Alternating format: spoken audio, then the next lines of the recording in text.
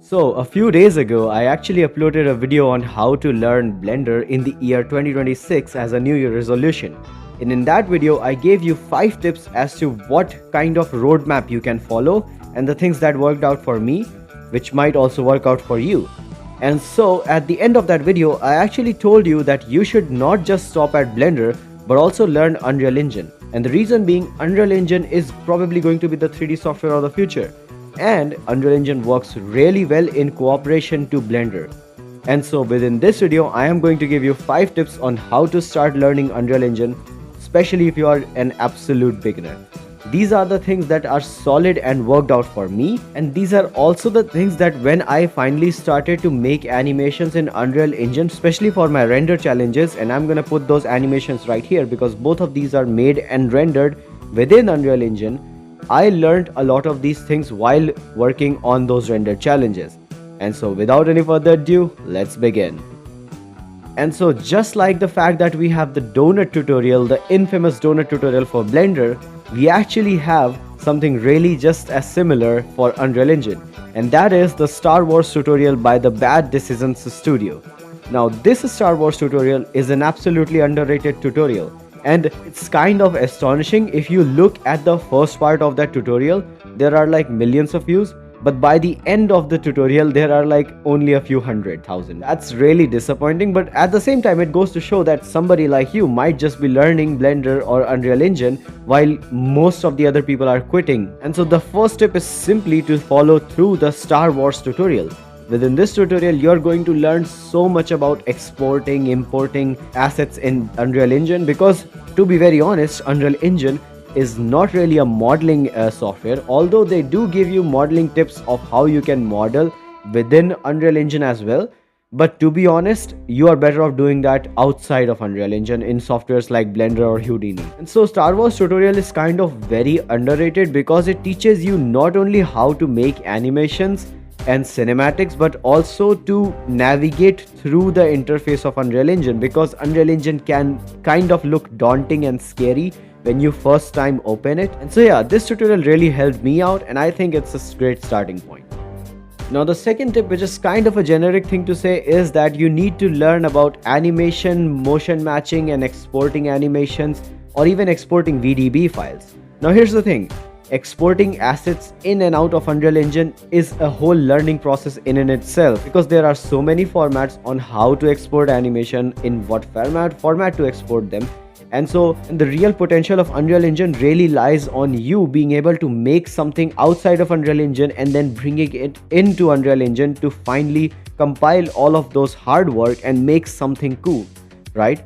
And so learning about how to import and export animations, motion matching of the animations, and so learning how to import animations and 3D models and even VDB files, all of these things, how to create them properly to be able to be exported into Unreal Engine, that is a process in itself of learning. And I would suggest you strongly to focus on that, because if you do not know about these things, you cannot really make really good cinematics within Unreal Engine.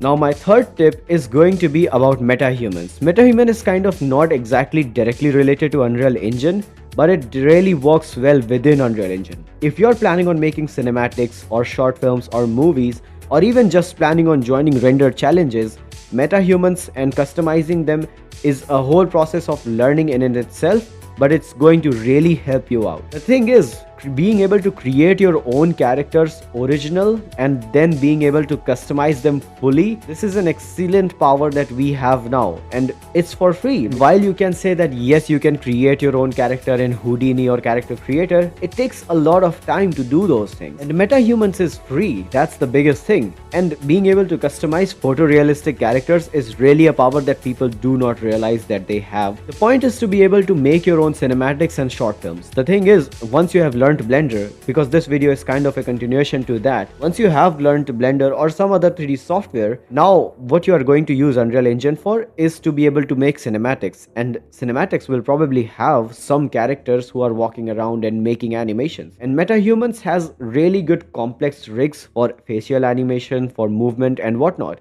And for all of that, you need to be able to learn how to customize your MetaHumans, how to even troubleshoot them, and then being able to actually use them within your scenery. And you can actually record your own facial animations using the LiveLink app. And using the LiveLink app, you can actually make really complex facial animations really easily.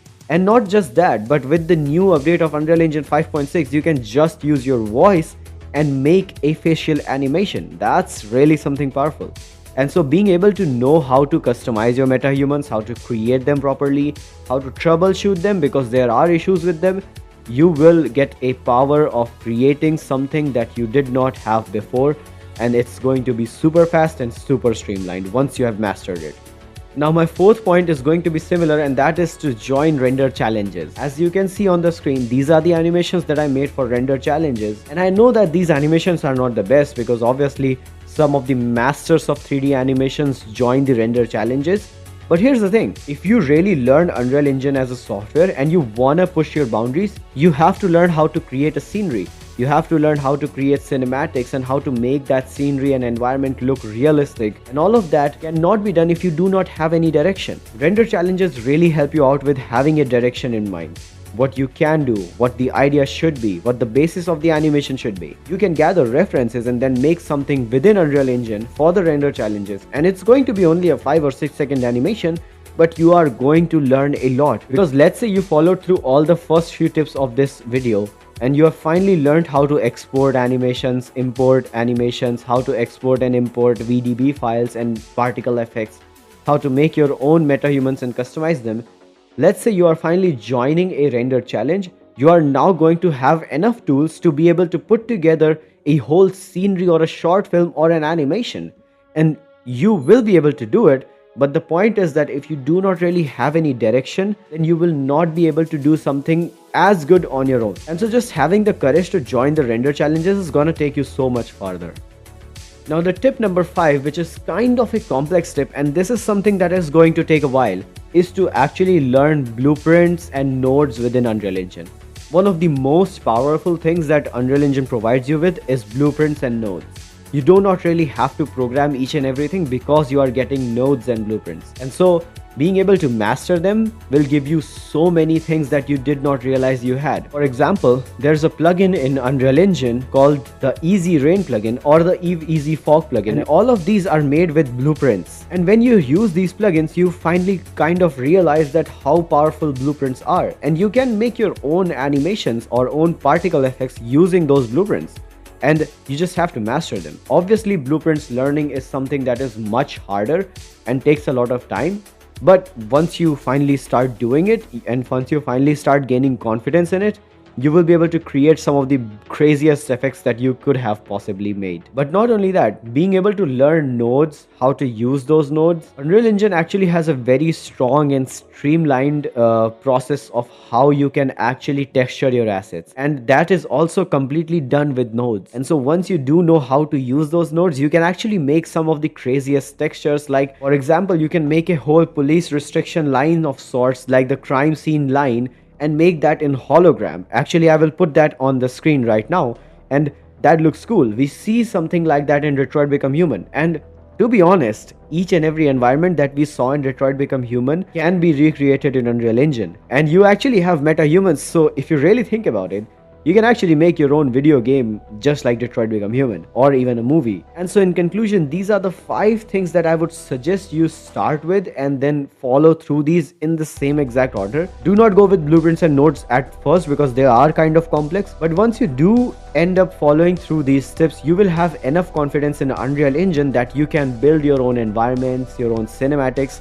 And the biggest thing about Unreal Engine is its render speed, because you can actually use Lumen Render Engine, which actually gives you almost just as good of photorealistic effects as the Path Tracer or the Ray Tracing engine of Unreal Engine. And even other softwares do not have this kind of crazy speed as Unreal Engine. The Unreal Tournament episode of The Secret Level is a great example of how you can render out something within a real-time render engine and still make it look great. One thing that you need to keep in mind is that you are not learning Unreal Engine because you are going to model something in it or even texture in it. It's not really a 3D software that works on the basics of 3D. It actually goes in more advanced stuff like animation, like facial rigging, like motion matching, like visual effects. And these are the things that you need to start learning in Unreal Engine. It's kind of amazing because most people don't actually learn Unreal Engine, and it's really very powerful software. And so in the end, I wish you the best for learning Unreal Engine in the year 2026. I kind of know that these tips might sound vague, but I also know that if I